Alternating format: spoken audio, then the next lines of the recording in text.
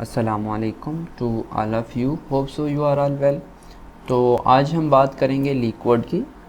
Liquid काफ़ी lengthy topic है हमारा, लेकिन शॉर्टकट हम इसको चूँकि एग्ज़ाम पॉइंट ऑफ व्यू से कर रहे हैं तो एफएससी और एडवांस दोनों चीज़ें हम कवर करेंगे इसमें। तो लिक्विड की जब बात आती है तो यू नो वेरी वेल कि इसका डेफिनेट वॉल्यूम जो होता है, डेफिनेट वॉल्यूम होता है, लेकिन इसकी जो शेप होती है वो डेफिनेट नहीं होती, ठीक है। और इसका कलर भी कोई डेफिनेट नहीं होता, ठीक हो गया। तो जब लिक्विड की बात करते हैं तो कुछ प्रॉपर्टीज़ आती हैं, जिसमें सबसे पहली प्रॉपर्टीज़ हैं additive properties. Additive properties individual atoms के ऊपर डिपेंड कर रही होती हैं, concern with the individual atoms. आपको एग्जांपल्स का इल्म होना चाहिए। नेवर चेंज, दैट इज़ यानी ये चेंज नहीं होती, इंडिविजुअल एटम्स के ऊपर डिपेंड कर रही होती हैं। Mass of atom, weight, radioactivity, molecular heat हो गई, रेडियो एक्टिविटी हो गई।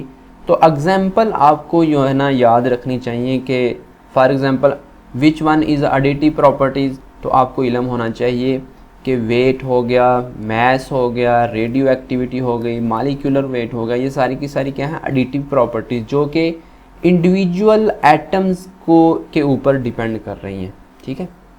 इसी तरह constitutive properties depend upon the arrangement of atoms, ये अरेंजमेंट ऑफ एटम्स के ऊपर डिपेंड कर रही हैं। Do not depend upon their number, number के ऊपर डिपेंड नहीं करती। नंबर के ऊपर तो ये डिपेंड कर रहे थे ना, नंबर ऑफ एटम्स के ऊपर, लेकिन ये डिपेंड कर रही हैं कि उन एटम्स की अरेंजमेंट क्या है। For example vapour pressure, viscosity, surface tension, dipole moment, refractive index and optical activity. So must remember these examples, ठीक है। ये इंपॉर्टेंट चीज़ें हैं, डेफिनेशन प्लस एग्जांपल्स। नेक्स्ट है हमारे पास एडिटिव एंड कॉन्स्टिट्यूटिव प्रॉपर्टीज़, यानी एडिटिव सेपरेट, फिर हमने पढ़ा कि दूसरी जो होती है हमारे पास कॉन्स्टिट्यूटिव जो होती है अरेंजमेंट के ऊपर डिपेंड करती है। तो लेकिन कुछ ऐसी प्रॉपर्टीज़ भी हैं जो दोनों किस्म की होती हैं, एक ही चीज़ दोनों किस्म की प्रॉपर्टी को शो कर रही होती है। तो those which are additive but can be modified by arrangement, यानी चेंज करके अरेंजमेंट की उनको चेंज किया जा सकता है। For example parachor, rheochor, polarisation, molar susceptibility इसकी एग्जांपल्स में आती हैं, ठीक है। यानी कि दोनों की तरह का बिहेव करते हैं। इसी तरह इससे आप बहुत अच्छे तरीके से फेमिलियर हैं, कोलिगेटिव प्रॉपर्टीज़। कोलिगेटिव प्रॉपर्टीज़ वो होती हैं जो कि depends upon the number of particle, number of particle के ऊपर डिपेंड कर रही होती हैं, और ये डिपेंड नहीं करती नेचर ऑफ पार्टिकल। आपने यानी सोडियम क्लोराइड है ना, सोडियम क्लोराइड है, इसमें 3 पार्टिकल हैं। मैग्नीशियम क्लोराइड है, इसमें भी 3 पार्टिकल हैं। तो ये सिर्फ़ और सिर्फ आप इसको डालेंगे तो फिर भी उतना ही असर होगा, इसको डालेंगे फिर भी उतना ही असर होगा उस प्रॉपर्टी के ऊपर। लेकिन नो डाउट एक सोडियम है, एक मैग्नीशियम है, सोडियम के साथ क्लोराइड लगाया हुआ है, हम कैल्शियम क्लोराइड लिखते हैं। एक कैल्शियम का क्लोराइड है, एक मैग्नीशियम का क्लोराइड है। तो दोनों के अंदर 3-3 पार्टिकल सेम है, लेकिन नेचर डिफरेंट है।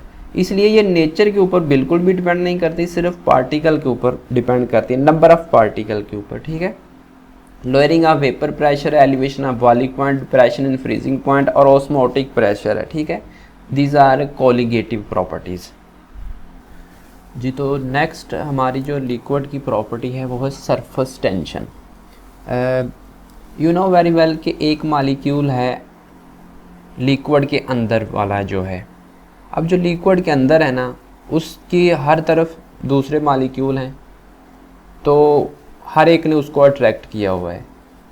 तो इसका मतलब है कि उसके ऊपर नेट फोर्स जो है ना वो ज़ीरो है। लेकिन जब वही पार्टिकल या वही मॉलिक्यूल सरफेस के ऊपर आ जाता है तो सरफेस के नीचे वाले मॉलिक्यूल तो नीचे को उसको खींचते हैं, लिक्विड के नीचे वाले मॉलिक्यूल उसको नीचे को खींचते हैं, लेकिन ऊपर उसके कुछ नहीं है, यानी वन साइडेड जो है ना इनवर्ड अट्रैक्शन तो है, ठीक है। तो इस वजह से ये जो मॉलिक्यूल होता है ऊपर वाला, ये टेंशन फील करता है, ठीक है। इस प्रॉपर्टी को हम बोलते हैं सरफेस टेंशन।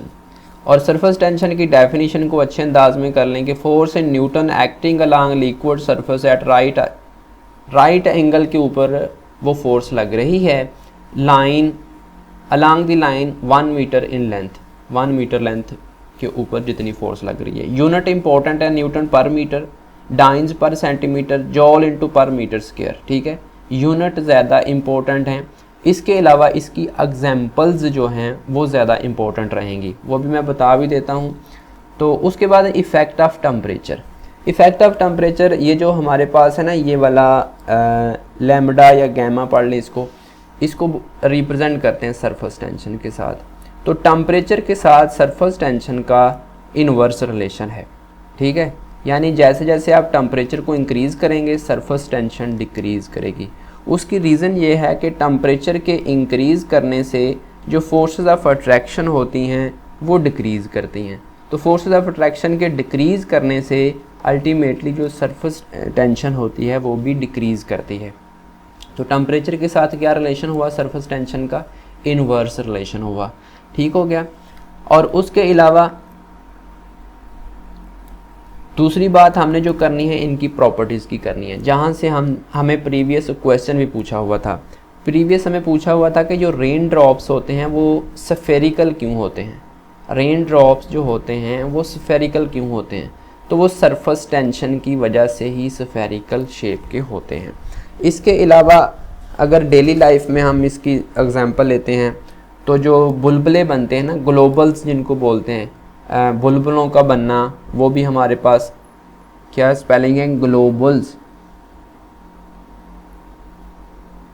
बुलबुले बोलते हैं। बुलबुलों का बनना भी सरफेस टेंशन की वजह से होता है। इसी तरह कैपिलरी एक्शन जो होता है, कैपिलरी एक्शन में यू नो वेरी वेल के पानी जो होता है वो अपवर्ड डायरेक्शन में मूव करता है। इसी तरह किसी दरख्त की जो रूट्स होती हैं, जड़ें होती हैं, वहाँ से पानी का टॉप की तरफ यानी कि उसके लीव्स और स्टेम की तरफ जाना, ये भी इसी की एग्जांपल में आता है, ठीक हो गया। तो ये कुछ एग्जांपल्स हैं हमारे पास डेली लाइफ से in case of surface tension. Surface tension में डेफिनेशन, उसकी छोटी सी रीज़न, उसके तीनों यूनिट और उसकी टेम्परेचर के साथ वेरिएशन और ये एग्जांपल, इतनी आती हैं चीज़ें आपको। तो जी, तो नेक्स्ट हम बात करेंगे कैपिलरी एक्शन की। इसको समझने के लिए मैंने इधर साइड पे छोटी सी एक ट्यूब बनाई है, 2 कैपिलरी ट्यूब समझ लें। आप गौर कर रहे होंगे कि एक का जो है ना मेनिस्कस वो लोअर है ऐसे, ठीक है, और एक का ऐसे अपर है, ठीक है। यहाँ पे गौर करना है, 2 किस्म की फोर्सेस होती हैं। एक होती है एडहेसिव फोर्सेस और एक होती है कोहेसिव फोर्सेस, ठीक है। 2 किस्म की फोर्सेस हैं, एक एडहेसिव और एक कोहेसिव। कोहेसिव जो है ये लिक्विड के दरमियान है। इन कैपिलरीज में हमने कोई लिक्विड ज़ाहिर है भरा होगा, लिक्विड के दरमियान है।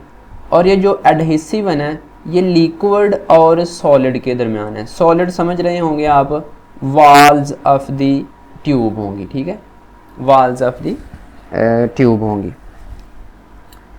यहाँ पे गौर करना है, चीज़ों को समझना है।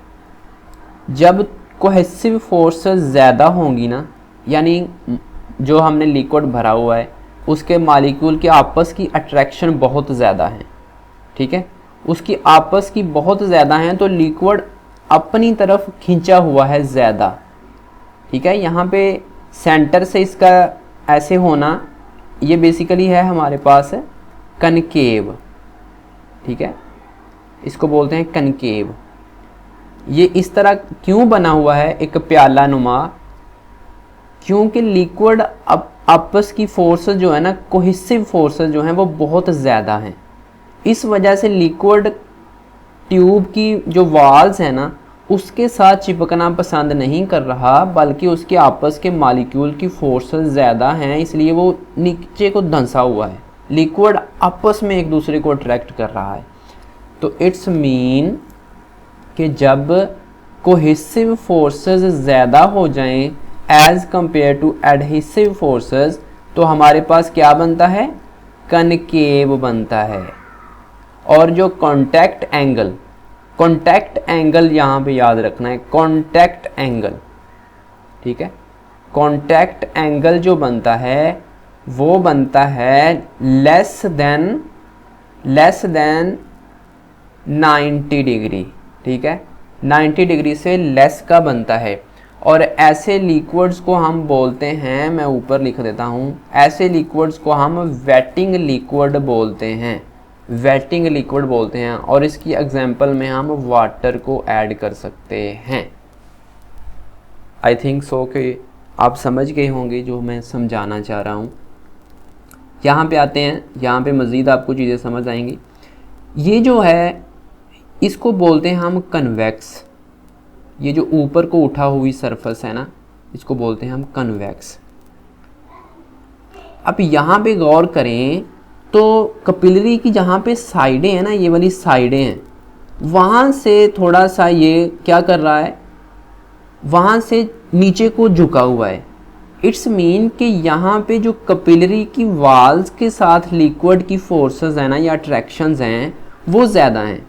यहाँ पे मैं कह सकता हूँ कि एडहेसिव फोर्सेस जो हैं वो ज़्यादा हैं as compare to cohesive forces. इस वजह से लिक्विड के दरमियान की आपस की फोर्सेस कम हैं, जो हमने बोला, इसलिए यहाँ पे लिक्विड ऊपर को उभरा हुआ है, ठीक है। तो ऐसे लिक्विड्स के अंदर क्या बनता है, कॉन्वेक्स बनता है, ठीक है। और जो कॉन्टैक्ट एंगल होता है वो 90 डिग्री से ग्रेटर होता है, 90 डिग्री से ग्रेटर होता है। और इन लिक्विड्स को हम नॉन वेटिंग लिक्विड्स का नाम देते हैं, नॉन वेटिंग लिक्विड्स का नाम देते हैं। और इसकी एग्जांपल में आप मरकरी की एग्जांपल लिख सकते हैं। तो this is how a capillary action is perform, ठीक है। आई होप सो कि आप ये चीज़ों को अंडरस्टैंड कर गए होंगे। इतने पॉइंट अगर आप याद रखते हैं तो it's enough for this topic. अगली बात हम करने लगे इंटरफेशियल टेंशन की। यहाँ पे ना मैं आपको एग्जांपल से समझाता हूँ। आप यहाँ पे एक ऑयल लें और वाटर ले लें। ये पार्शली मिसिबल है एक दूसरे में, बहुत कम डिज़ोल्व होते हैं, ऑयल तैरता रहता है। पानी को और ऑयल को हमने सॉल्यूशन बना लिया। अब इनके दरमियान इंटरफेस आप समझते होंगे, हमने पढ़ा था सरफेस केमिस्ट्री में इंटरफेस के बारे में अच्छा खासा, कि जो दो लिक्विड्स की सरफेस है ना, एक सरफेस वाटर की होगी, एक इंटरफेस वाटर का होगा, एक इंटरफेस ऑयल का होगा। इस इंटरफेस जहाँ पे ये दोनों लिक्विड एक दूसरे को सेपरेट कर रहे होंगे, उस जगह पे अल्टीमेटली एक अट्रैक्शन लग रही होगी, टेंशन हो रही होगी, उसको हम बोलते हैं इंटरफेशियल टेंशन। ओके हो गया। आगे चलें। सरफेस एक्टिव एजेंट्स, ऐसे एजेंट जिनको हम सरफेस टेंशन कम करने के लिए इस्तेमाल करें। Substance that lowers the surface tension. For example ऐसे हम इस्तेमाल कर सकते हैं जिसमें हाइड्रोजन बॉन्डिंग मौजूद होगी, जिसमें हाइड्रोजन बॉन्डिंग होगी वो सरफेस एक्टिव एजेंट का काम कर सकते हैं। लाइक सोप है, लाइक इथाइल अल्कोहल है, लाइक आप मिथाइल अल्कोहल इस्तेमाल कर सकते हैं, कोई डिटर्जेंट इस्तेमाल कर सकते हैं, एसीटोन इस्तेमाल कर सकते हैं। ये सारे के सारे क्या करेंगे, सरफेस टेंशन को यानी गामा को डिक्रीज़ करेंगे। तो इस मकसद के लिए जो हम चीज़ें इस्तेमाल करेंगे उसको हम बोलेंगे सरफेस एक्टिव एजेंट। उसके बाद किसी भी चीज़ को जब हम पढ़ रहे हैं ना लिक्विड की प्रॉपर्टी को, तो उसमें कौन कौन से उसके मेथड हैं जिससे हम मेजर कर सकते हैं, वो भी हमें याद रखने होंगे। सरफेस टेंशन को हम 5 तरीक़ों से मेजर कर सकते हैं। एक कैपिलरी राइज मेथड है, दूसरा ड्रॉप मेथड है, टॉर्जन मेथड है, और जो चौथा है हमारे पास वो है मैक्सिमम बबल प्रेशर मेथड है, ठीक है। मैक्सिमम बबल प्रेशर मेथड है। और जो पांचवा है हमारे पास वो है ring detachment method. Ring detachment method, ring detachment method. तो इन 5 तरीक़ों से हम जो है सरफेस टेंशन को मेजर कर सकते हैं। एक मैं आपको जनरल चीज़ बता दूं कि ये हम चूँकि ख़ास पॉइंट डिस्कस कर रहे होते हैं, तो सरफेस टेंशन हमने पढ़ा, सरफेस टेंशन में डेफिनेशंस वगैरह पढ़ी, कैपिलरी रिएक्शन पढ़ा, कौन कौन सा मतलब adhesive, cohesive, waiting, non waiting, liquids, contact angle, इसी इंफॉर्मेशन से आपको चीज़ें पूछी जा सकती हैं, ठीक है। तो इसलिए इतनी चीज़ें अगर आपको टॉपिक एक से एक के बारे में इंफॉर्मेशन है ना, तो इट्स इनफ। नेक्स्ट है हमारे पास पैराकोर। पैराकोर को पी, ये स्क्वायर ब्रैकेट के अंदर इसको लिखते हैं, इससे रिप्रेजेंट करते हैं। और ये मोलर, ये प्रोडक्ट है सरफेस टेंशन की और molar volume of the liquid की, ठीक है। सरफेस टेंशन और मोलर वॉल्यूम ऑफ लिक्विड का प्रोडक्ट है। आई थिंक सो कि यहाँ पे हम इसको ड्रा कर सकते हैं। पैराकोर पी स्क्वायर ब्रैकेट के साथ रिप्रेजेंट करेंगे। अभी हमने क्या बोला कि ये सरफेस टेंशन, और सरफेस टेंशन इसको सॉल्व करके ना बनाया गया, ठीक है। और मोलर क्या बोलते हैं, molar volume V small M, इसके प्रोडक्ट को हम बोलते हैं पैराकोर। पैराकोर हमें पता है कि कॉन्स्टिट्यूटिव और एडिटिव दोनों प्रॉपर्टी शो करता है। पैराकोर को हम स्ट्रक्चर को वेरीफाई करने के लिए इस्तेमाल करते हैं। पैराकोर वैल्यू ऑफ बेंजीन 206.9 है। और यहाँ पे याद रखिएगा कि पैराकोर अगर हम लैम्डा की वैल्यू यूनिटी कंसीडर कर लेना, लैम्डा की वैल्यू यूनिटी कंसीडर कर लें, तो इसको हम आगे हम जाके देखेंगे। तो जब हम इस लैम्डा की वैल्यू को यानी सरफेस टेंशन को यूनिटी कंसीडर कर लेंगे, तो पैराकोर हमारे पास आ जाएगा P = VM। तो पैराकोर क्या हुआ कि parachor of liquid is the molar volume of liquid when the surface tension is taken as a unity. जब हम सरफेस टेंशन को यूनिटी कंसीडर कर लेंगे तो पैराकोर क्या होगा, molar volume of the liquid होगा, ठीक है। और वेपर्स, और यहाँ पे एक और चीज़ याद रखिएगा कि जो वेपर्स होते हैं हमारे पास, volume of the vapours is 1600 time greater than that of liquid, so density of vapours is less. You know very well कि कहता है कि जो वेपर्स है ना, वेपर्स इनका वॉल्यूम जो है, वेपर्स का वॉल्यूम 1600 टाइम ग्रेटर होता है as compare to pure liquid की बात करिए। लिक्विड और वेपर्स में डिफरेंस, इसलिए फिर क्या होगा कि जो डेंसिटी होगी इन वेपर्स की वो लेस होगी 1600 time as compare to liquid, ठीक है। और इसको आप एक और तरीके से भी समझ सकते हैं कि हमें पता है कि density rho is equal to mass पर वॉल्यूम होती है। एक चीज़ का वॉल्यूम लेस है तो ज़ाहिर है उसकी डेंसिटी हाई होगी। अगर वॉल्यूम जो है हम कह रहे हैं ना कि वेपर्स का ग्रेटर होता है, यानी इसका वॉल्यूम ग्रेटर होता है तो उसकी डेंसिटी फिर लो होगी। इसलिए हम कह रहे हैं कि जिसका 1600 टाइम्स वॉल्यूम ज़्यादा है उसकी डेंसिटी इतने ही टाइम कम होगी, ये बात कर रहे हैं हम जी। तो विस्कोसिटी की बात करेंगे। विस्कोसिटी को ईटा से रिप्रेजेंट करते हैं। हम हाइपोथेटिकल जो है ना लेयर कंसीडर करते हैं। हाइपोथेटिकल लेयर्स यानी कि फ़र्ज़ी लिक्विड के अंदर लेयर को कंसीडर करते हैं, और उन लेयर्स में वो वाली फोर्स होती है, विस्कोसिटी जो ईटा होती है ये एक फ़ोर्स होती है जो कि उन हाइपोथेटिकल लेयर्स के दरमियान 1 यूनिट डिस्टेंस कायम करके रखती है, ठीक है। यानी कि 1 यूनिट यानी 1 मीटर उनको हमने दूर रखना होता है एक दूसरे से लेयर को। उस डिस्टेंस को मेंटेन रखने के लिए जो फोर्स रिक्वायर्ड होती है उसको हम विस्कोसिटी का नाम देते हैं, ठीक है। और कोफिशिएंट ऑफ विस्कोसिटी ईटा होता है। फिर उसके बाद देखें 1 poise is equal to 10⁻⁻1 kg पर मीटर पर सेकेंड, ये यूनिट आपको याद होनी चाहिए। Eta is directly proportional to inter molecular forces. Eta is inversely, यानी ये कोफिशिएंट ऑफ विस्कोसिटी है ना, इन्वर्स है साइज़ के साथ, टेम्परेचर के साथ इसका क्या रिलेशन है, रिवर्स है, डेंसिटी के साथ डायरेक्ट है, प्रेशर के साथ इन्वर्स है। So must remember these all results, ठीक है। 1 poise is equal to 0.1 kg पर मीटर पर सेकेंड, इनके यूनिट इम्पोर्टेंट हैं, ठीक है। और ये सारे के सारे जो रिलेशन है 1 2 3 जितने भी हमारे पास बनते हैं ना, वो सारे के सारे आपको इल्म में होना चाहिए।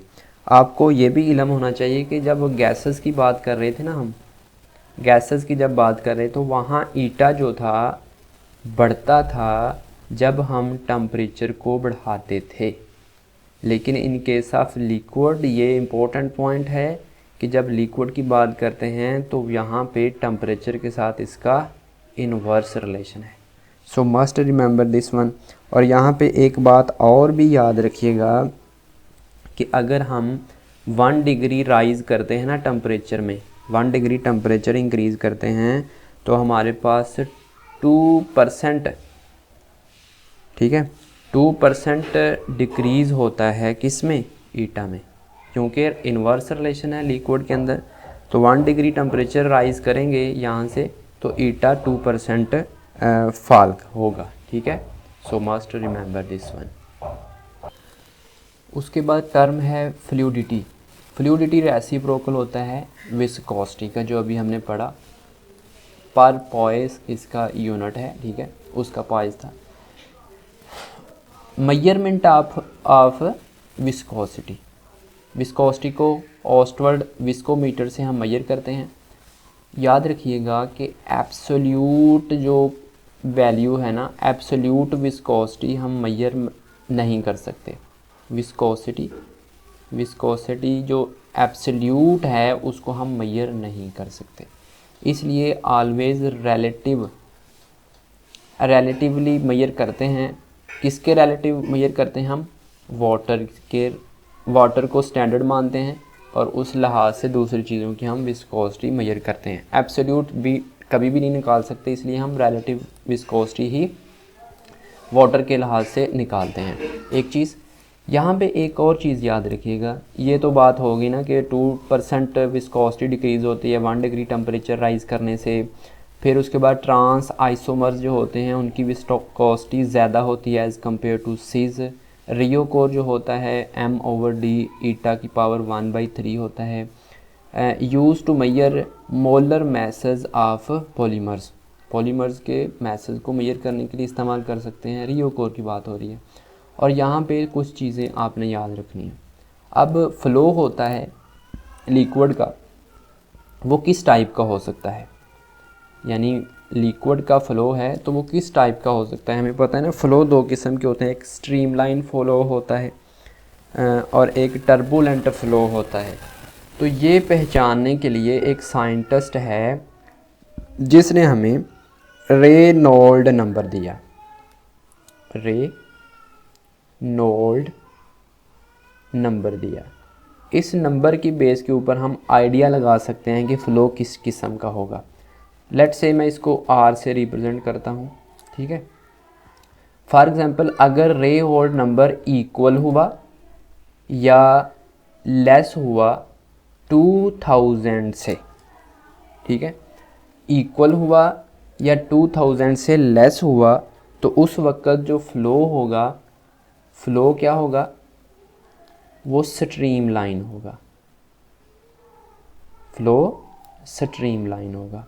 और अगर इसी रेनॉल्ड नंबर की वैल्यू R की ग्रेटर देन हुई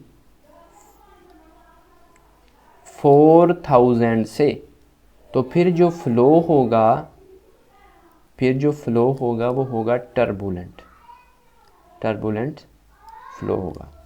सो most important things are this, इसलिए इनको आप अच्छे तरीके से याद रखिएगा, ठीक हो गया।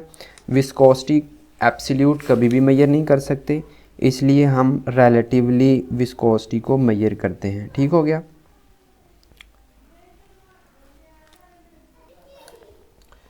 जी, तो रिफ्रैक्टिव इंडेक्स आपको पता है रिफ्रैक्शन क्या होती है। जब कोई जो लाइट होती है वो इंटर करती है एक मीडियम से दूसरे मीडियम में, तो वो अपनी डायरेक्शन को चेंज करती है, इसको हम रिफ्रैक्शन बोलते हैं। और इसी से रिफ्रैक्टिव इंडेक्स निकलता है कि कितनी रिफ्रैक्शन हो रही है, ठीक है।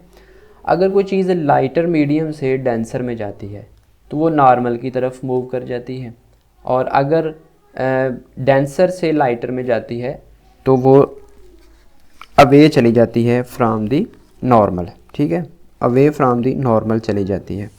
इसके अलावा अगर तो हमारे पास एंगल ऑफ ये इंक्रीज़ करता है ना, इसको बोलते हैं एंगल ऑफ इंसिडेंस। अगर एंगल ऑफ इंसिडेंस इंक्रीज़ करता है तो हमारे पास एंगल ऑफ रिफ्रैक्शन भी इंक्रीज़ करेगा, ये पॉइंट याद रखिएगा। उसके अलावा हमें याद पड़ता है कि रिफ्रैक्शन से रिलेटेड स्नील का लॉ है। स्नील इंसिडेंट ओवर साइन आई और साइन आर की रेशो होती है, एन से रिप्रेजेंट करते हैं, ठीक है। और critical angle, incident angle increase, refraction angle also increase, 90 के ऊपर मैक्सिमम होता है, ठीक है। Critical angle is obtained by putting the incident angle 90 degree, ठीक है। अब स्नील का जो कानून है ये एन होता है, और यहाँ पे याद रखिएगा एक और चीज़ कि इसका कोई यूनिट नहीं होता एन का, और क्योंकि ये डायमेंशन लेस है, एक रेशो है, इसलिए इसका कोई भी यूनिट नहीं होता। और इसको दो तरीक़ों से हम मेजर करते हैं, ए बी रिफ्रैक्टोमीटर से, पुलफ्रिच रिफ्रैक्टोमीटर से, ठीक है। अब यहाँ पे एक बात याद रखिएगा कि जो रिफ्रैक्टिव इंडेक्स होता है ना लिक्विड का, वो चेंज होता है वेवलेंथ के चेंज होने से, यानी लाइट की वेवलेंथ चेंज होने से, और टेम्परेचर के चेंज होने से। अब जो टेम्परेचर का जो इफ़ेक्ट है ना टेम्परेचर का, उसको ख़त्म करने के लिए ये लॉरेंट्ज़ और लॉरेंट्ज़ ने 1880 में हमें एक जो है ना रिलेशन ड्रा करके दिया, जो कि इंडिपेंडेंट है टेम्परेचर फैक्टर से।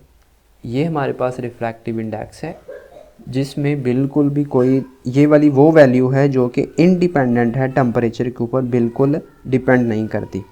और ये जो आर है ना, इसी को हम बोलते हैं स्पेसिफिक रिफ्रैक्शन या रिफ्रैक्टिविटी, ठीक है। और इसको हम फाइंड आउट करते हैं इस रिलेशन को एट अ पार्टिकुलर टेम्परेचर और डेंसिटी के ऊपर, ठीक है।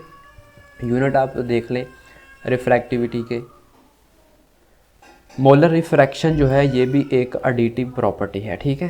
स्टार्ट पे हमने सारी चीज़ें पढ़ी, यूनिट इनके याद रखिएगा। यहाँ पे मोलर रिफ्रैक्शन की बात की है हमने, तो क्या फ़र्क है कि सिर्फ़ और सिर्फ हमने रिफ्रैक्टिविटी को मोलर मैस के साथ मल्टीप्लाई कर दिया है। तो यहाँ से आप कह सकते हैं कि जब हम मोलर मैस से रिफ्रैक्टिविटी को मेजर कर देते हैं तो उसको हम बोलते हैं मोलर रिफ्रैक्शन। उसके बाद है हमारे पास डाइपोल मोमेंट। डाइपोल मोमेंट को हम पहले भी पढ़ चुके हैं। ये प्रोडक्ट होता है इलेक्ट्रिक चार्ज का और डिस्टेंस बिटवीन दो चार्जेस, ठीक है। वेक्टर क्वांटिटी होती है, क्वांटिटेटिव मेजरमेंट होता है पोलैरिटी का। डाइपोल मोमेंट होमोन्यूक्लियर और डायटोमिक मॉलिक्यूलर के लिए ज़ीरो होता है। होमोन्यूक्लियर होंगे ज़ाहिर है, फॉर एग्जांपल N2 के लिए डाइपोल मोमेंट ज़ीरो, H2 के लिए ज़ीरो, नो डाउट CO2 के लिए भी ज़ीरो होता है, SO2 के लिए भी ज़ीरो होता है। डाइपोल मोमेंट इलेक्ट्रोनेगेटिविटी डिफरेंस के साथ डायरेक्टली प्रोपोर्शनल होता है। इंड्यूस डाइपोल मोमेंट क्या होता है, depend upon the strength of electronic field, independent होता है टेम्परेचर के। यूनिट आप इनके देख लीजिएगा इसको पॉज करके। मेजरमेंट कैसे करते हैं, वेपर टेम्परेचर मेथड और रिफ्लेक्शन मेथड के थ्रू हम डाइपोल मोमेंट को मेजर करते हैं।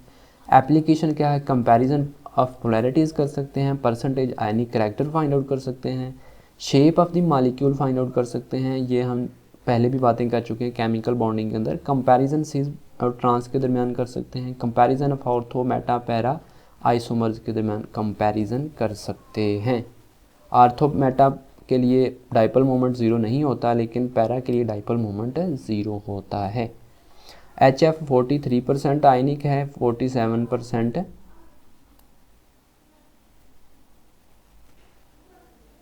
अब ये पता नहीं किसके लिए वैल्यू लिखी हुई है। यहाँ पे थोड़ा सा हम जिक्र करते हैं डाई इलेक्ट्रिक कांस्टेंट का। डाई इलेक्ट्रिक कांस्टेंट बेसिकली इस चीज़ को जानने के लिए, फॉर एग्जांपल दो चार्जेस हैं ना हमारे पास, let's say F is equal to Q1 Q2, ये दो चार्ज हैं और इनके दरमियान की जो है ना एक फ़ोर्स है, इनके दरमियान कशिश की फ़ोर्स है ना, अट्रैक्टिव फ़ोर्स है। तो कोई लिक्विड या कोई सॉल्वेंट इनके दरमियान की जो कशिश है इन चार्जेस के दरमियान, उसको कितना कम कर सकता है, इसको हम डाई इलेक्ट्रिक कांस्टेंट इसके लिए हम इस्तेमाल करते हैं। डाई इलेक्ट्रिक कांस्टेंट क्या होता है, दो चार्जेस के दरमियान की जो कशिश है, ज़ाहिर है उन्होंने अट्रैक्ट किया होगा दो चार्ज ने, तो जब हम उसको चेक करते हैं कि कितना अगर कोई हम लिक्विड या कोई सॉल्वेंट डालें तो वो कितना उस फोर्स को कम कर सकता है, इसको हम डाई इलेक्ट्रिक कांस्टेंट की हेल्प से जानते हैं।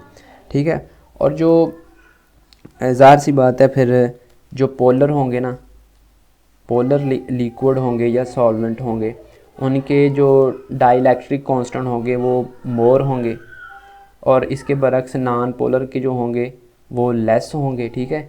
और इसके बाद याद रखिएगा कि जो डाई इलेक्ट्रिक कांस्टेंट है ये एक कॉन्स्टिट्यूटिव प्रॉपर्टी है, कॉन्स्टिट्यूटिव प्रॉपर्टी है। ओके हो गया। अगर इतना आपको इल्म है तो ठीक हो गया।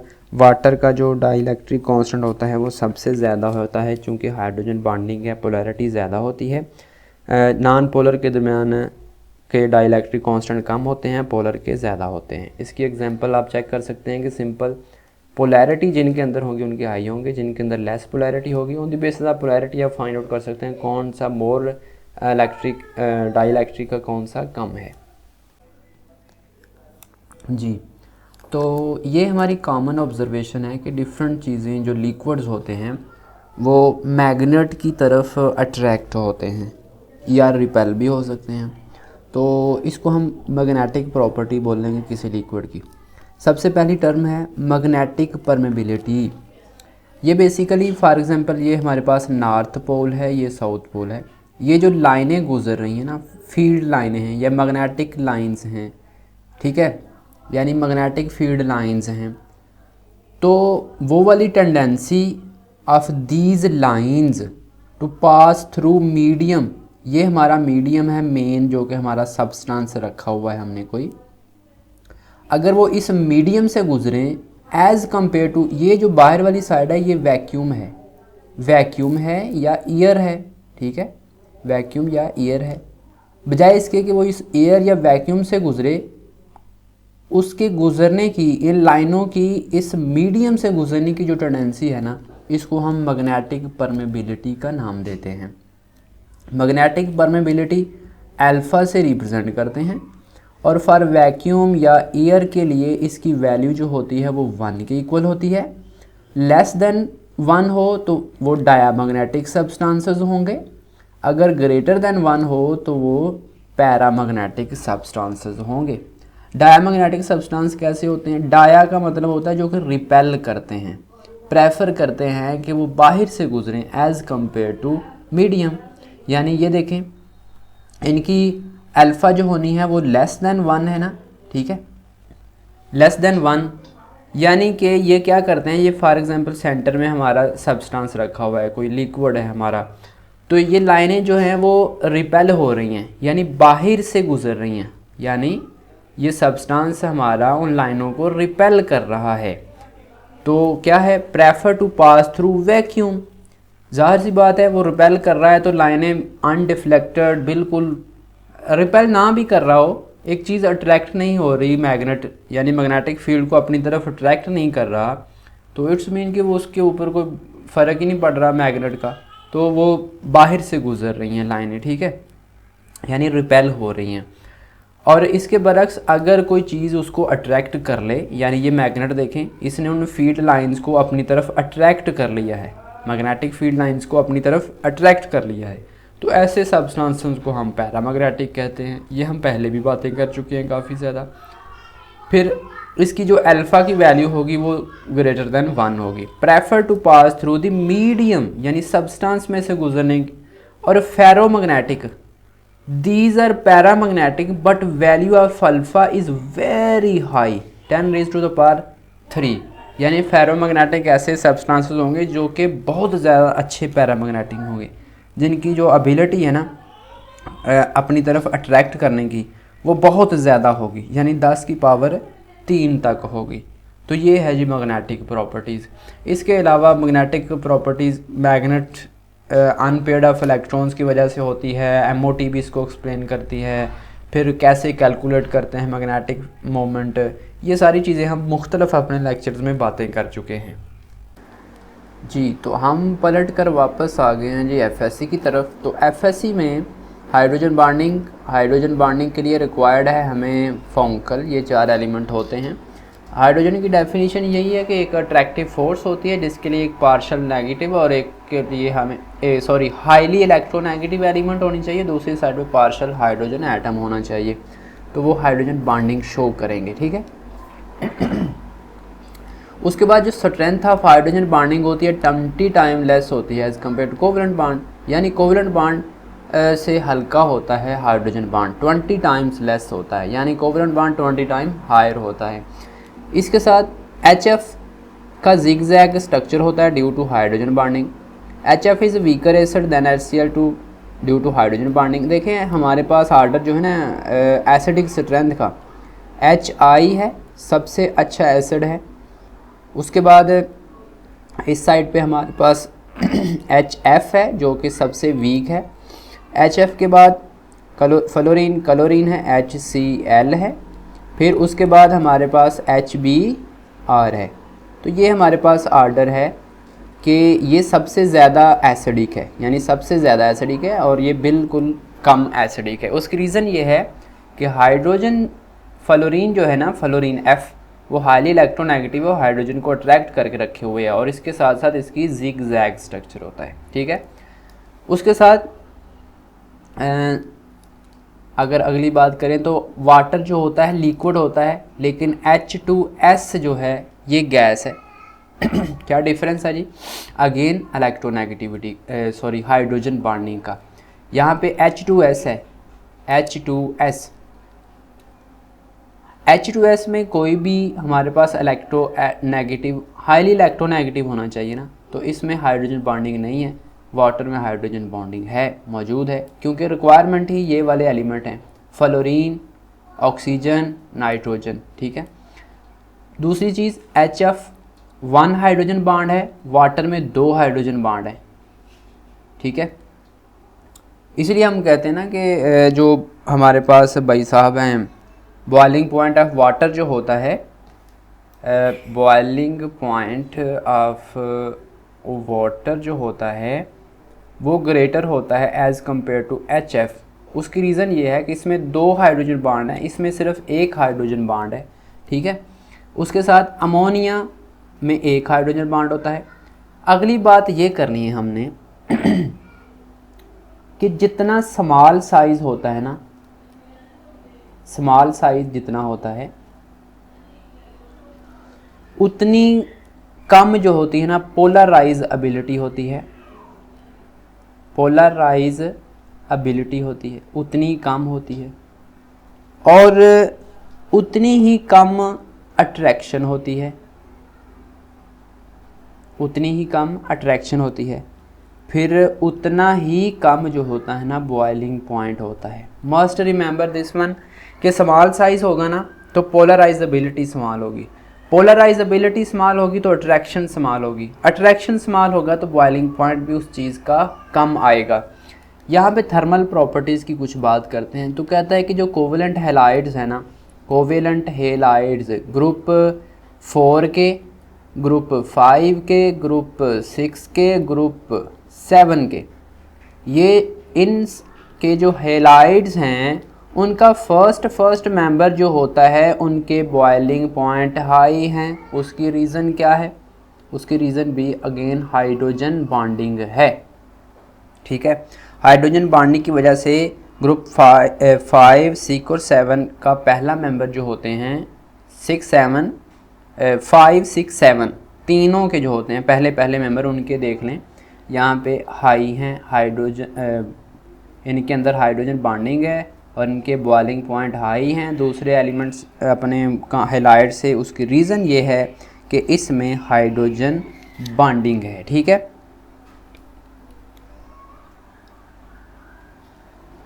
उसके बाद structure of ice. Structure of ice का आपको पता है कि जब आइस क्या बोलते हैं कि आइस बनती है तो वो स्पेस ज़्यादा ऑक्यूपाई करती है, यानी वॉल्यूम जो होता है वो बढ़ जाता है, ठीक है। वॉल्यूम बढ़ जाता है यानी एक किस्म की अरेंजमेंट आ जाती है पार्टिकल के दरमियान, तो वॉल्यूम फिर ज़ाहिर है बढ़ जाता है। Water is in tetrahedral structure में होता है। Liquid state, liquid water no regular arrangement. Liquid water में कोई रेगुलर अरेंजमेंट नहीं होती, लेकिन जब वो सॉलिड में चला जाता है यानी आइस बन जाती है तो उसमें अरेंजमेंट अच्छी खासी हो जाती है, इस वजह से वो ज़्यादा स्पेस ऑक्यूपाई करता है। Ice more regular and arranged, यानी आइस सॉलिड फॉर्म में चली गई है ना तो ज़्यादा रेगुलर भी हो जाती है और अरेंज भी हो जाती है, इसलिए वो ज़्यादा स्पेस भी ऑक्यूपाई करती है। फिर जाहिर है एम्प्टी स्पेसेस उसमें होती हैं। जब आइस बन जाती है ना सॉलिड फॉर्म में तो उस वक्त उसमें एम्प्टी स्पेसेस भी होती हैं साथ, इस वजह से वॉल्यूम इंक्रीज कर जाता है। फिर अगली बात डेंसिटी डिक्रीज एंड 0.98 ग्राम पर सेंटीमीटर एट 0 डिग्री सेंटीग्रेड, ठीक है। यहाँ पे वो ये कहना चाह रहा है कि जो 0 डिग्री है ना उसके ऊपर वाटर की जो डेंसिटी होती है ना वो ग्रेटर होती है एज़ कंपेयर टू आइस, यानी वाटर की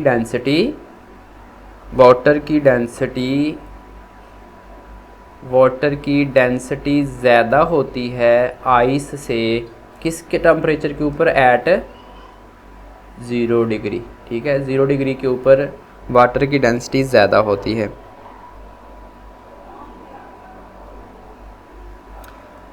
और 4 डिग्री के ऊपर यूँ होता है कि वाटर 4 डिग्री से नीचे क्या शुरू हो जाता है, वाटर क्या शुरू हो जाता है, स्टार्ट फ्रीजिंग होना शुरू हो जाता है 4 डिग्री से नीचे। तो इसलिए हम कह सकते हैं 0 डिग्री के ऊपर वाटर की डेंसिटी हाई होती है और 4 डिग्री के बाद वो डिक्रीज़ होना शुरू हो जाती है। और इसके अलावा आपको पता है कि आइस जो है ऊपर फ्लोट करती है और फ्लोट करने की वजह से इसके नीचे जो जितने भी हमारे होते हैं ऑर्गेनिज़म्स होते हैं या कोई मरीन लाइफ्स है वो सारी की सारी सेव रहती है। उसके अलावा आइस फ्लोट क्यों करती है वाटर के ऊपर, वो भी हाइड्रोजन बॉन्डिंग की वजह से, ठीक है। और याद रख लीजिएगा कि जो आइस है ना, आइस उसमें कोवेलेंट बॉन्ड होता है, ये भी याद रख लीजिएगा मेन। और दूसरी बात याद रख लीजिएगा कि हाइड्रोजन बॉन्डिंग अगर वाटर और आइस में आपसे पूछे किस में ज़्यादा है, हाइड्रोजन बॉन्डिंग आइस में ज़्यादा है या हाइड्रोजन बॉन्डिंग वाटर में ज़्यादा है, तो किस में ज़्यादा भाई साहब, तो हाइड्रोजन बॉन्डिंग याद रख लीजिएगा कि आइस में ज़्यादा होती है as compare to liquid water. So must remember this one, ठीक है। उसके बाद अगर डिटर्जेंट या सोप का आपको इल्म हो, डिटर्जेंट या सोप जितने भी होते हैं, ये हमने कोलॉइड्स में भी पढ़ा था कि वो जो डिटर्जेंट या सोप होते हैं, ये केमिकल इंडस्ट्री में भी हमने इसकी सोप के ऊपर बात की थी कि सोप जो होते हैं ना ये लॉन्ग चेन के फैटी एसिड साल्ट होते हैं, पोटाशियम के या सोडियम के with long chain fatty acids, ठीक है। और यू नो कि उसका एक हाइड्रोफिलिक पार्ट होता है, एक हाइड्रोफोबिक होता है।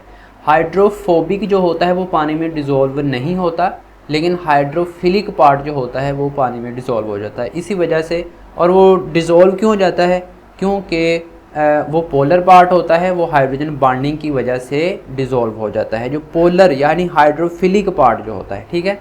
तो इस तरीके से क्लीनिंग एक्शन भी उसमें परफॉर्म होता है। सोप और डिटर्जेंट में भी यही फिनोमेना होता है। ओके, उसके बाद जी hydrogen bonding in biological compounds and foods.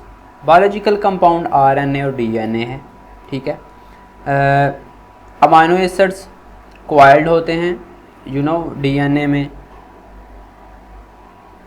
और क्वाइल्ड होते हैं और हेलिक्स स्ट्रक्चर बनाते हैं। हेलिक्स राइट हैंडेड भी होता है, लेफ्ट हैंडेड भी होता है। अमाइन और कार्बोनाइल लिंकेज होता है इनके दरमियान। अमाइन और कार्बोनाइल लिंकेज होता है, ये कार्बोनाइल है, ये अमाइन है, इनके दरमियान ये वाला लिंकेज होता है। और इसको हम इस लिंकेज को हम क्या बोलते हैं, नाम पेप्टाइड लिंकेज का नाम भी देते हैं। इसको हम क्या बोलते हैं, पेप्टाइड लिंकेज का, पेप्टाइड लिंकेज का नाम भी देते हैं। फिर 27 अमाइनो एसिड यूनिट होते हैं for each turn off helix. हमें क्वेश्चन पूछा हुआ था 2017 में कि ये जो डबल हेलिक्स होता है या डीएनए में हेलिक्स होता है उसमें क्या होती है, उसमें हाइड्रोजन बॉन्डिंग होती है। ये इसी तरह क्वेश्चन पूछा हुआ था। तो यही चीज़ें जो हम पढ़ रहे हैं इन्हीं में से इसी बोलते जा रहे हैं, जो हम पॉइंट डिस्कस करते जा रहे हैं, इन्हीं में से आपको कोई ना कोई क्वेश्चन पूछा जाएगा। तो 27 अमाइनो एसिड यूनिट होते हैं और डबल हेलिक्स, ये दो हेलिक्स है ना, एक सिंगल और दूसरा डबल हेलिक्स है, और इसके दरमियान का जो डायमीटर है वो 18 to 20 एंगस्ट्रॉम है। Link together through hydrogen bond के थ्रू ये एक दूसरे के साथ लिंक होते हैं। और इसके अलावा अगर आपसे कोई पूछे तो इनके दरमियान की जो अरेंजमेंट होती है ना डीएनए के अंदर सबसे पहले फास्फेट होते हैं, फास्फेट होता है, फिर उसके साथ बेस होता है। ये हम जब उसके बाद फिर हमारे पास होती है शुगर, यानी फास्फेट होता है डीएनए में, बेस ये पिरिडीन है। और ये हम ना बायोलॉजिकल कंपाउंड या बायोकेमिस्ट्री को डिस्कस कर रहे होंगे वहाँ पे हम पढ़ेंगे, लेकिन इसका जो अरेंजमेंट होता है ना वो इस तरीके का होता है। पहले फास्फेट होता है यूनिट या उसका कोई डेरिवेटिव होगा, फिर बेस होगी, ये पिरिडीन, और दूसरा नाम मेरे जहन में नहीं आ रहा, एक और होती है, वो दोनों की दोनों जो बेस की तरह काम करते हैं। नाइट्रोजन कंटेनिंग कंपाउंड्स होते हैं, ठीक है, नाइट्रोजन कंटेनिंग कंपाउंड होते हैं जो कि बेस का काम करते हैं, ठीक है। और उसके बाद कोई शुगर होती है, शुगर यहाँ पे पेंटोज शुगर इस्तेमाल करते हैं, ठीक है। डीऑक्सीराइबो हो सकती है। तो इसके ऊपर हम डिटेल में फर्दर बातें जो है ना वो बायोकेमिस्ट्री में करेंगे। तो यहाँ तक इतना ही है। अगर फॉर एग्जांपल आपसे कोई बोलता है ना हाइड्रोजन बॉन्डिंग, अगर इतने कुछ फैक्ट्स आपको मालूम हैं, डीएनए में डबल हेलिक्स होता है, फिर उसमें 18 to 20 एंगस्ट्रॉम डायमीटर होते हैं दोनों के दरमियान, ये हाइड्रोजन बॉन्डिंग के थ्रू लिंक होते हैं, 27 अमाइनो एसिड होते हैं, पेप्टाइड लिंकेज होता है यानी अमाइन और कार्बोनाइल के दरमियान लिंक होते हैं। तो दीज थिंग्स आर रिक्वायर्ड, यानी कि ये चीज़ें अगर आपको आती हैं तो आपको कोई प्रॉब्लम पेश नहीं आ सकती, ठीक है। इसी तरह hydrogen bonding in paints, dyes, textile, इसी तरह फूड मटेरियल्स की बात करें तो कार्बोहाइड्रेट्स जितने भी हैं, ग्लूकोज है, फ्रुक्टोज है, सुक्रोज है, इन सब में भी OH बॉन्ड होता है, हाइड्रोजन बॉन्डिंग होती है। इसके अलावा प्रोटीन्स हैं, आइस है, डीएनए है, हनी है, शहद जिसको बोलते हैं, डाइज है, पेंट हैं, डिटर्जेंट हैं, सब में हाइड्रोजन बॉन्डिंग ही होती है। Hydrogen bonding in thread making, rigidity and tensile strength को बढ़ाते हैं टेक्सटाइल इंडस्ट्री में, ठीक हो गया जी। तो अवेपोरेशन एंडोथर्मिक प्रोसेस है, इसमें हीट रिक्वायर्ड होती है। ये सारे के सारे टेम्परेचर के ऊपर ऑलवेज जारी रहती है, ठीक है, हर टेम्परेचर के ऊपर जारी रहती है, कोई स्पेसिफिक टेम्परेचर नहीं होना चाहिए।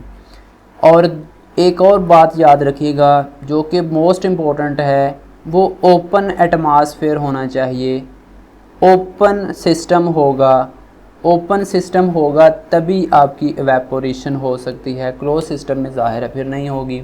ठीक है, एवेपोरेशन में होता क्या है कि लिक्विड जो होता है वो वेपर्स में कन्वर्ट होता है स्पॉन्टेनियसली, आहिस्ता आहिस्ता लिक्विड जो है ना वेपर में कन्वर्ट होता रहता है।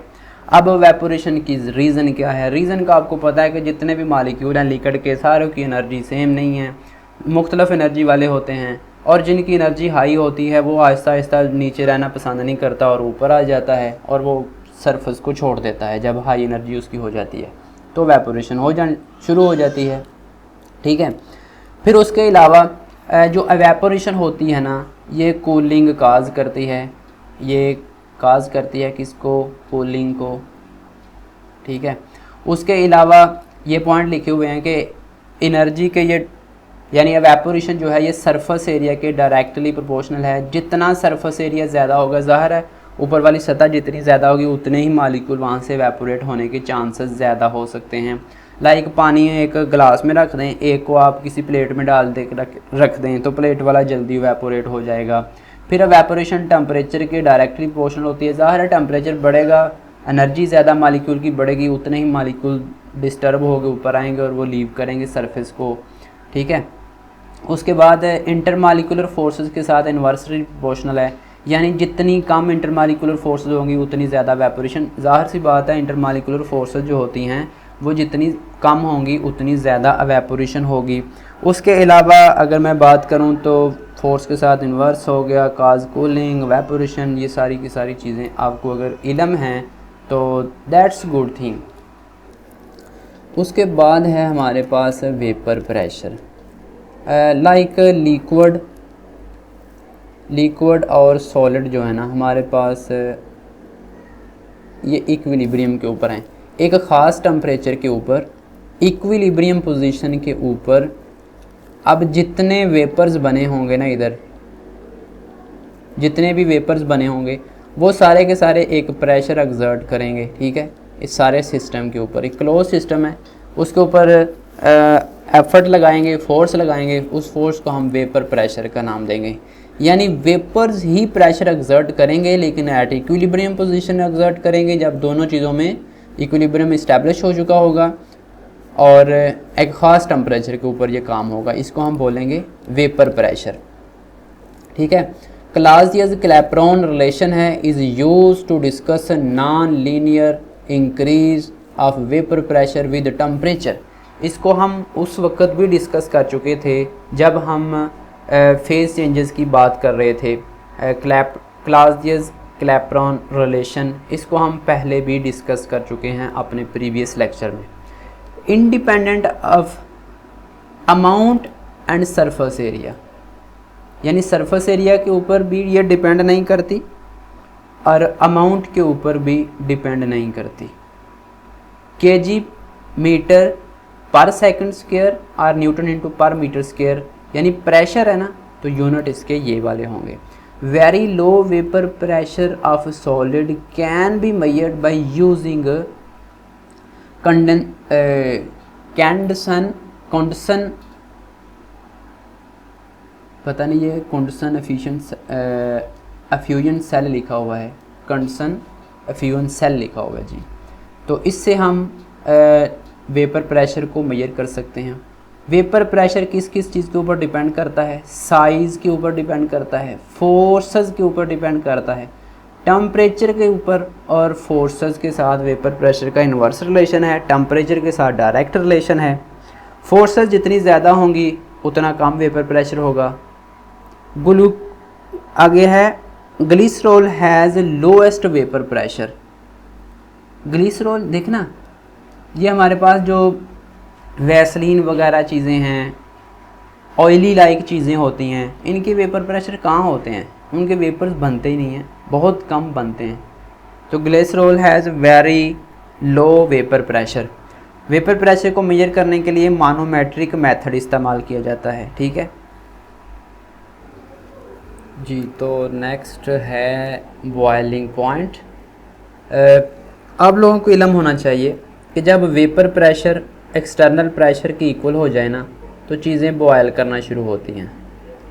ठीक है, इसी को हम बॉइलिंग पॉइंट बोलते हैं। ठीक है, काइनेटिक एनर्जी का बॉइलिंग पॉइंट के साथ डायरेक्ट रिलेशन है। अब थोड़ी सी बात याद रखिएगा, boiling point, molar heat of vaporisation for water is 40.6 kilo joule पर मोल, एक चीज़ हो गई। ये 0 डिग्री बॉइलिंग पॉइंट है 1 atm प्रेशर के ऊपर। ठीक है, मुख्तलिफ़ चीज़ों के, इसको एक नज़र देख लीजिएगा। Vapour pressure of water at 0 degree 4.8 टार होता है एंड डाईथाइल ईथर 200 टार होता है। ठीक है, 0 डिग्री के ऊपर वाटर का वेपर प्रेशर 4.8 टार होता है, डाईथाइल ईथर का 200 टार होता है। A liquid can boil at any temperature by changing pressure. Boiling point is directly proportional to external pressure. अब यहाँ पे कुछ फैक्ट्स याद रखने हैं। जब हमने बात कर दी ना कि बॉइलिंग पॉइंट जो है ये डायरेक्टली प्रोपोर्शनल है किसके, boiling point is directly proportional to external pressure. ठीक है, एक्सटर्नल प्रेशर के डायरेक्टली प्रोपोर्शनल है। एक बात याद रखिएगा कि बॉइलिंग पॉइंट का जो रिलेशन है ना, बॉइलिंग पॉइंट का जो रिलेशन है वो डायरेक्ट है इंटर मालिक्यूलर फोर्सेस के साथ, यानी जितनी फोर्सेस ज़्यादा होंगी उतना ज़्यादा बॉइलिंग पॉइंट हमारे पास आएगा। ठीक है, और इसका जो रिलेशन है ये इन्वर्स है किसके साथ, वेपर प्रेशर के साथ, यानी वेपर प्रेशर जितना किसी चीज़ का कम होगा उसका बॉइलिंग पॉइंट उतना ही ज़्यादा आएगा। ठीक है, अगेन बॉइलिंग पॉइंट की बात हो रही है तो ये किसके ऊपर डिपेंड कर रहा होगा, इंटरमॉलिक्यूलर फोर्सेस के ऊपर ही डिपेंड कर रहा होगा। और यहाँ पे एक और बात आपने याद रखनी है, जब हमने बात कर दी ना कि एक्सटर्नल प्रेशर के डायरेक्टली प्रोपोर्शनल है, ये अहम चीज़ है यहाँ पे। तो कहता है कि 120 डिग्री के ऊपर 120 डिग्री के ऊपर जो चीज़ होगी ना वो बॉयल करेगी 1479 टार के ऊपर। ये फैक्ट्स जो है ना ये याद रखने हैं आप लोगों ने। दूसरी चीज़, अगर 25 टेम्परेचर कर देंगे ना आप तो 23.7 टार हो जाएगा। यानी ये है कि जितना एक्सटर्नल प्रेशर होता जाएगा उतना ही उसका बॉइलिंग पॉइंट होता जाएगा। यानी अगर एक्सटर्नल प्रेशर 23.7 है ना तो वो चीज़ 25 डिग्री के ऊपर बॉयल कर जाएगी। अगर 98, अगर आपका एक्सटर्नल प्रेशर जो है वो हो जाता है 700 टार, 700 टार हो जाता है। और ये कहाँ पे होता है, ये मरी हिल पे होता है, मरी की जो पहाड़ियाँ हैं ना उसके ऊपर होता है। तो यहाँ पे वाटर किस टेम्परेचर के ऊपर बॉयल कर सकता है, 98 डिग्री के ऊपर बॉयल कर सकता है। इसी तरह अगर हमारे पास टेम्परेचर जो है वो 323 हो जाता है, ये कहाँ पे होता है, ये माउंट एवरेस्ट के ऊपर होता है, ये माउंट एवरेस्ट के ऊपर होता है। ठीक है, और इस टेम्परेचर के ऊपर जब ये टार प्रेशर होगा यानी वेपर प्रेशर ये वाला होगा या एक्सटर्नल प्रेशर ये वाला होगा तो चीज़ जो होगी वो 69 डिग्री के ऊपर बॉयल कर जाएगी, यानी वाटर इस चीज़ के ऊपर बॉयल कर जाएगा। इन सारी चीज़ों से हमें पता चल रहा है कि एक्सटर्नल प्रेशर जो है वो डायरेक्टली प्रोपोर्शनल है बॉइलिंग पॉइंट के। जिस सीक्वेंस में एक्सटर्नल प्रेशर चेंज होता जाएगा उसी सीक्वेंस में क्या चीज़ चेंज होती जाएगी, बॉइलिंग पॉइंट चेंज होता जाएगा। यहाँ पे एक और चीज़ हमने देखनी है, इसी कॉन्सेप्ट को इस्तेमाल करते हुए ना एक हम और चीज़ आगे स्टडी करते हैं जिसको हम वैक्यूम डिस्टिलेशन का नाम देते हैं। बेसिकली होता यूँ है कि सम टाइम हमारे पास ऐसे कंपाउंड होते हैं जिनको हमने डिस्टिल करना होता है तो वो एक ख़ास टेम्परेचर के ऊपर जाके डिकम्पोज हो जाते हैं। ठीक है, तो डिकम्पोज हो जाए तो हमें क्या फ़ायदा फिर, तो हमारा मकसद है उसको सेपरेट आउट करना, डिस्टिल करना। तो फिर हम क्या करते हैं, फिर हम आर्टिफिशियली जो है ना एक्सटर्नल प्रेशर चेंज करते हैं। फॉर एग्ज़ाम्पल हमारे पास जो ग्लिसरीन है, ग्लिसरीन जो है हमारे पास, ये कहता है कि 290 डिग्री के ऊपर ना 290 डिग्री के ऊपर बॉयल करती है, और जब उस वक्त एक्सटर्नल जो प्रेशर होता है वो 760 टार होता है। लेकिन कहता है कि इस टेम्परेचर के ऊपर ये डिकम्पोज हो जाती है, तो हम डिस्टिल्ड इसको नहीं कर सकते। फिर हम क्या करते हैं कि आर्टिफिशियली एक वैक्यूम जनरेट करते हैं, यानी प्रेशर को, एक्सटर्नल प्रेशर को हम डिक्रीज़ कर देते हैं।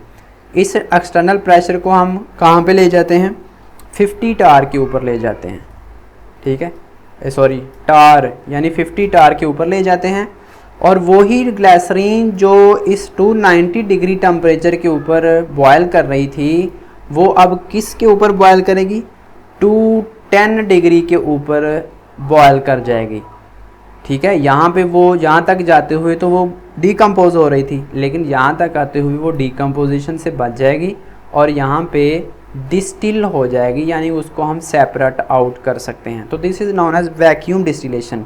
जब हम आर्टिफिशियली वैक्यूम जनरेट करते हैं और चीज़ों को डिकम्पोज होने से बचाते हैं और उससे मुख्तलिफ़ किस्म के हम फ़ायदे हासिल करते हैं जी। तो यही चीज़ें यहाँ पे लिखी हुई हैं। माउंट एवरेस्ट, ये सारे के सारे टेम्परेचर की बात हो चुकी है हमारी। वैक्यूम डिस्टिलेशन की बात हुई है तो रोटरी या वेपोरेटर इस्तेमाल किया जाता है। इन्वायरमेंटल यानी कि फ्रेंडली, लेस फ्यूल इस्तेमाल होगा, कॉस्टली, इकोनॉमिकली फ़ायदा होगा जब हम आर्टिफिशियली एक्सटर्नल प्रेशर कम कर देते हैं। वही बात है ग्लिसरीन की, 298 डिग्री के ऊपर ये बॉयल करती है, यहाँ पे डिकम्पोज हो जाती है, लेकिन हम क्या करते हैं इसका 50 तक ले आते हैं और वो बॉयल कर जाती है, फिर 210 के ऊपर डिस्टिल हो जाती है। ठीक हो गया। तो आई थिंक सो के हम आगे चलते हैं। यहाँ पे इंथाल्पी है, इंथाल्पी ऑफ रिएक्शन जी, इंथाल्पी ऑफ रिएक्शन, ठीक है। इंथाल्पी ऑफ रिएक्शन क्या होती है कि फॉर एग्जांपल हम कोई देयर इज़ अ फिज़िकल और chemical change happening at constant pressure, constant pressure के ऊपर कोई फिज़िकल या केमिकल चेंज आ रहा है, तो उस वक्त जो हीट चेंज होती है ना उस प्रोसेस में, उसको हम बोलते हैं इंथाल्पी ऑफ रिएक्शन या इंथाल्पी चेंज का नाम देते हैं। तो ये देख लें, पॉजिटिव भी हो सकती है, नेगेटिव भी हो सकती है। आपको पता है कि फॉर्मेशन के लिए पॉजिटिव नेगेटिव दोनों चांसेस हैं। न्यूट्रलाइजेशन के लिए ऑलवेज़ नेगेटिव में आती है, आटोमाइजेशन के लिए ऑलवेज़ हमें प्रोवाइड करनी पड़ती है, कंबशन के लिए नेगेटिव होती है, सोल्यूशन के लिए पॉजिटिव या नेगेटिव हो सकती है। यहाँ पे बात करनी है हमने heat of molar heat of fusion की, जिसको हम डेल्टा एच एफ से रिप्रेजेंट कर सकते हैं। Molar heat of fusion, molar heat of fusion की अगर बात करें तो इसको क्या कहते हैं कि हमने क्या करना है, सॉलिड से लिक्विड में चीज़ को लेके जाना है। यानी कि it is the amount of heat absorb by 1 mole of a solid when it is melt into liquid from its melting point. यानी सॉलिड से हमने क्या करना है, इसको लिक्विड में कन्वर्ट कर देना है, तो हीट ऑफ फ्यूजन होगी।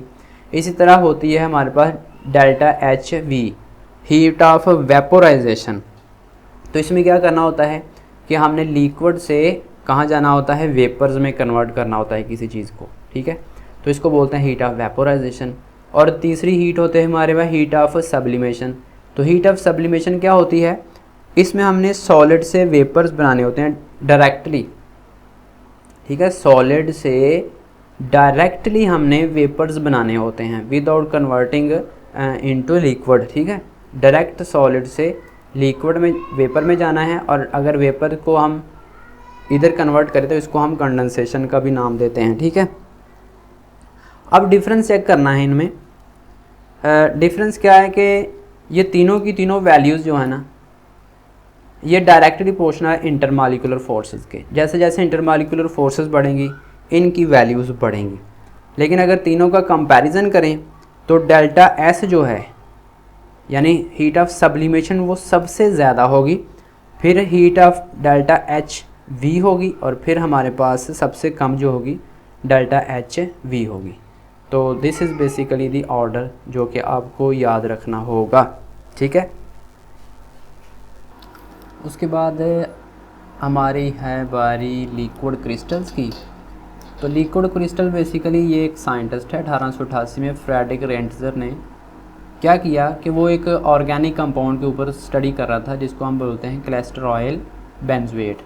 उसने देखा कि 140 के ऊपर तो वो मिल्की कलर का हो गया कंपाउंड, लेकिन 179 टेम्परेचर के ऊपर वो फिर अगेन क्लियर लिक्विड बन गया।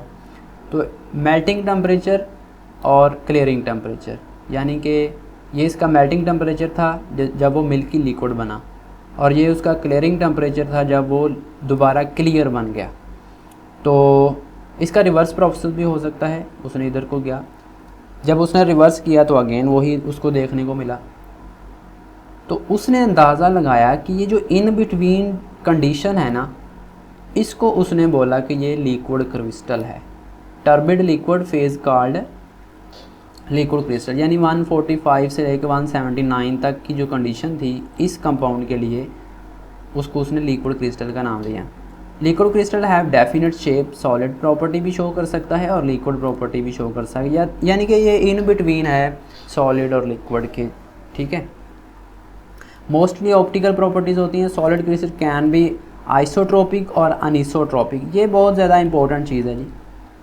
लिक्विड जो हमारे पास होती है ना सॉलिड, वो आइसोट्रोपिक भी हो सकती है, अनिसोट्रोपिक भी हो सकती है, लेकिन जो लिक्विड क्रिस्टल है वो ऑलवेज अनिसोट्रोपिक होती है। अनिसोट्रोपिक के बारे में हम फर्दर आगे सॉलिड की बातें करेंगे तो वहाँ भी पढ़ेंगे। और इसकी डिफरेंट टाइप्स हो सकती हैं, निमेटिक हो सकती है, स्मैक्टिक हो सकती है और क्लस्टेरिक हो सकती है।